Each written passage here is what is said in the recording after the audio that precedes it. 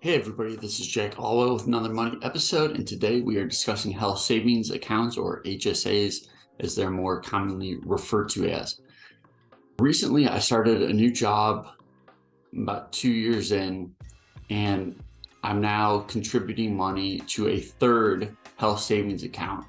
And a couple months ago, while attending FinCon in Orlando, I heard a lot spoken about how there's about 90% of people in the US that have HSAs, but just leave it in cash, and that money can be invested. Now, I'm one of those people that was paying for medical expenses with my HSA, because why not use the health savings account to pay for your medical expenses? Well, what I didn't know was you are allowed to invest the money and pay out of cash for the medical expenses, and then later in the future deduct those expenses and take them out after hopefully that money that you let sit there has compounded. Now, for me, I still think that to pay out of pocket, that would mean that you're satisfied with the returns that you'll get if you just invested in the HSA account. Now, you do get triple tax advantages by contributing to a health savings account. You get the pre-tax dollars go in, it grows tax-free, and then you get to take it out tax-free. So it's triple savings, and you can invest those in ETFs and stocks.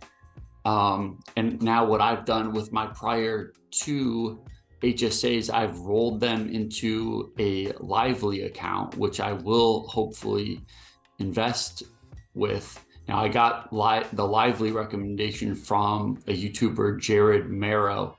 I really like his videos on health savings accounts, and I think he does a great job going through the nuts and bolts of the pros and cons of paying out of pocket for medical expenses versus using the HSA. Now, for me, the account that I'm contributing to right now, I'm going to keep at least my max out of pocket amount for the year in that account, and then the extra I will shift over to the Lively account and invest it. But I always want to have at least a year's worth of cash, just in case if I need that for actual medical expense. And because you never know what might happen. So I like to keep that cash buffer, and I will do that going forward. But I called up my insurance provider and asked them about just some things about setting up the account and getting reimbursed. And one thing that came up was the Section 213D of the IRS code. And if you go on Google and just do 213D medical expenses, you will be able to see what are the deductible medical expenses that you're allowed. And I was thinking about maybe getting some chiropractic care. But I had heard in the past people getting, hot tubs deducted. And it is listed in hydrotherapy here. If we do a search on hydrotherapy on Google, it does say involves use of water for soothing pains and treating certain medical conditions. It says includes pools, whirlpool spas, hot tubs, and physiotherapy tanks. Now, before I would go out and use my HSA dollars to maybe buy a hot tub, I think I would make sure with the doctor, or maybe get a prescription, not a prescription, but at least a doctor's note saying this is for medical condition for my, aches and pains from all that soccer.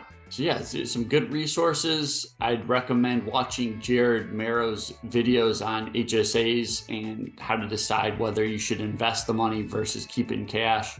And also, how much, should you be paying out of pocket for medical expenses, how to keep track of things if you do that. So if you get audited, what you can do to protect yourself, because it makes it a little bit trickier, in my opinion, at least initially, setting up all the channels and evidence that you would need if you were to take out or get reimbursements later. Because with an HSA account, they really don't ask you what it's for. Like, you don't have to upload a receipt right then and there to get the reimbursement. You can just click